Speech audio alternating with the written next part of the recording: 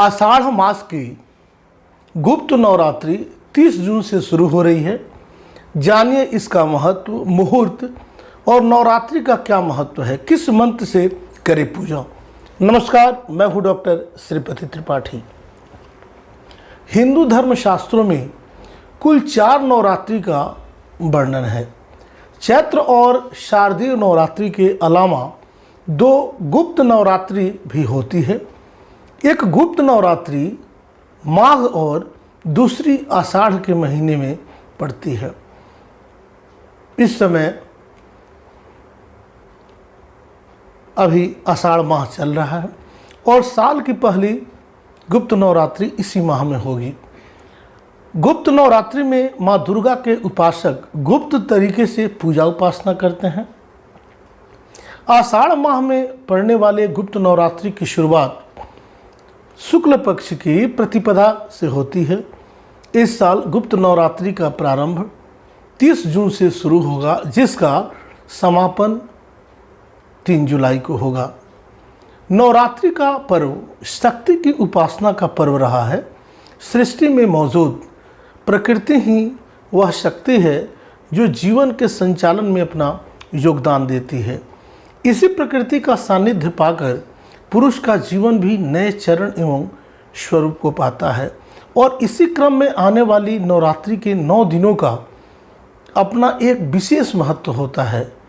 नवग्रह की अनुकूलता के लिए आषाढ़ मास में आने वाला यह गुप्त नवरात्रि पर्व सुखी और मनोकामनाओं की प्राप्ति के लिए एक वरदान होता है। आषाढ़ मास की गुप्त नवरात्रि और शुभ मुहूर्त जो है वह नवरात्रि की शुरुआत 30 जून गुरुवार को हो रही है, जिसका समापन 8 जुलाई शुक्रवार को होगा। प्रतिपदा तिथि 29 जून 2022 सुबह 8:31 से 30 जून 2022 को सुबह 10:49 तक रहेगी। अभिजीत मुहूर्त 30 जून 2022 सुबह 11:57 से 12:53 तक। नवरात्र के प्रथम दिन ध्रुव योग, व्याघात योग बन रहे हैं। वहीं मेष, कर्क, तुला और मकर राशि वाले जातकों के लिए रोचक योग तथा वृषभ, कन्या, वृश्चिक और कुंभ राशि वालों के लिए शश योग, साथ ही मिथुन, कन्या और धनु और मीन राशि वालों के लिए हंस योग एवं मालव्य योग रहेगा। इस योग में धार्मिक कार्य करना और नवीन संबंधित कोई भी आरंभ करना फायदेमंद होता है। मेल मिलाप बढ़ाने के लिए, विवाद निपटाने के लिए, समझौता करने के लिए, रूठे लोगों को मन से मनाने के लिए या संबंधों को मजबूत करने के लिए ये योग शुभ माने गए हैं। इतना ही नहीं, इस योग में किए गए कार्यों में सफलता मिलती है और मान सम्मान में वृद्धि होती है। इन गुप्त नवरात्रि के दिन दुर्गा सप्तशती का पाठ करना चाहिए और दुर्गा के समस्त रूपों का स्मरण करना चाहिए। नवरात्रि के दिन प्रातःकाल समय उठकर माता का स्मरण करना चाहिए और माता के समक्ष घी का दीपक भी जलाना चाहिए एवं माता का पूजन आरंभ करना चाहिए। नवरात्रि कितने होते हैं आपको बता दें कि नवरात्रि का त्यौहार माता दुर्गा को समर्पित है। इस समय के दौरान शक्ति के विभिन्न स्वरूपों की पूजा होती है। इस शक्ति उपासना में अनेकों नियमों का पालन होता है। इसमें जब तब नियमों का पालन करते हैं। नवरात्रि वर्ष में 4 बार आते हैं, जिनमें से 2 इस प्रकार से हैं जो बहुत विस्तार से मनाए जाते हैं, जिसे चैत्र मास के दौरान मनाया जाता है। दूसरा नवरात्रा शारदीय नवरात्र के रूप में मनाया जाता है। यह दोनों बहुत ही व्यापक स्तर से या यूँ कहे व्यापक स्तर पर लोगों के द्वारा मनाया जाता है। दूसरी जो नवरात्रि है, जो 2 नवरात्रि होते हैं, गुप्त नवरात्रि मनाया जाता है। सामान्य जन से अलग सिद्धि हेतु, तंत्र हेतु मनाए जाते हैं। यह गुप्त नवरात्रि माघ के माह में और आषाढ़ मास में मनाया जाता है। ऐसे में ये 2 समय में मनाए जाते हैं जिन्हें गुप्त नवरात्रि के रूप में मनाए जाते हैं। इन गुप्त नवरात्रि में सिद्धियों की प्राप्ति होती है, माता की कृपा होती है। शक्ति पूजा कथा इस प्रकार है। नवरात्रि समय शक्ति पूजन के बारे में अनेकों कथाएं प्राप्त हैं। इन कथाओं का आधार वेद पुराण इत्यादि है। इसमें से एक कथा रामायण में भी प्राप्त होती है, जिसमें श्री राम द्वारा शक्ति का पूजन करना भी है। राम रावण युद्ध में एक समय ऐसा आया जब श्री राम की सेना को हार का सामना देखना पड़ा। तब उस स्थिति में श्री राम ने देवी का पूजन करके शक्ति को अपने लिए प्राप्त करने की पूजा आरंभ की।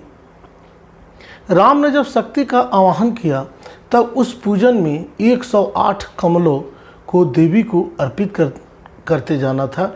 ऐसे में राम अपनी पूजा में इन कमलों को एक एक करके रखते जाते थे। अंत समय पर जब एक कमल को देवी के समक्ष अर्पित करना होता है तो उस समय वह कमल नहीं होता है। इस पर श्री राम निराश हो उठते हैं, परंतु उन्हें तभी इस बात का भी बोध होता है कि उनकी माता उन्हें कमल नयन के नाम से पुकारा करती थी। तो ऐसे में वह संकल्प को पूरा करने हेतु अपनी एक आँख को माता को अर्पित करने का विचार करते हैं। वह अपने नेत्रों को जैसे ही निकालने के लिए आगे बढ़ते हैं, उसी समय देवी प्रकट होकर दर्शन देती हैं और उनकी साधना के संकल्प से प्रसन्न होकर उन्हें ऐसा करने से मना करती हैं। श्री राम को विजय होने का आशीर्वाद प्रदान करती हैं। देवी के शक्ति पूजन द्वारा श्री राम जी को लंका विजय प्राप्त होती है और रावण का वध संभव हो पाता है। वहीं एक अन्य कथा के अनुसार, जिससे महिषासुर मर्दिनी भी कहा गया है, महिषासुर नामक असुर का वध करने हेतु देवों ने देवी दुर्गा की रचना की। सभी देवों ने देवी के आगमन हेतु उन्हें अपनी अपनी शक्ति प्रदान की एवं इस तरह शक्ति का निर्माण हुआ। तब शक्ति के आगमन से महिषासुर संग्राम आरंभ हुआ और महिषासुर का अंत संभव हो पाया।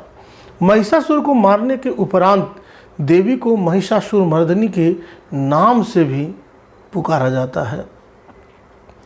गुप्त नवरात्रि में किया जाता है महाविद्याओं का पूजन। गुप्त नवरात्रि एक चरणबद्ध प्रक्रिया होती है जिसमें शक्ति का हर रंग प्रकट होता है। इस शक्ति पूजन में देवी काली, देवी तारा, देवी ललिता, देवी माँ भुवनेश्वरी, देवी त्रिपुर भैरवी, देवी छिन्नमस्तिका, देवी माँ धूमावती, देवी बंगलामुखी, देवी मातंगी, देवी कमला, यह समस्त शक्तियाँ तंत्र साधना में प्रमुख रूप से पूजी जाती हैं। गुप्त नवरात्रि में 10 महाविद्याओं के पूजन को प्रमुखता दी जाती है। यह शक्ति के 10 रूप हैं। हर एक रूप अपने आप में संपूर्णता लिए होता है, जो सृष्टि के संचालन और उसमें मौजूद छुपे रहस्यों को समाये होता है। महाविद्या समस्त जीवों की पालन है। इनके द्वारा संकटों का नाश होता है। इन 10 महाविद्याओं को तंत्र साधना में बहुत सामर्थ्यशील माना गया है।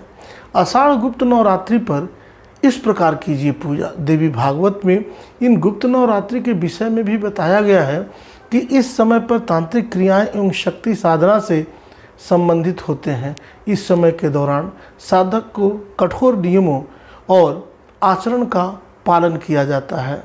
इस समय के शुद्धता एवं सात्विकता का बहुत ध्यान इस समय देना चाहिए।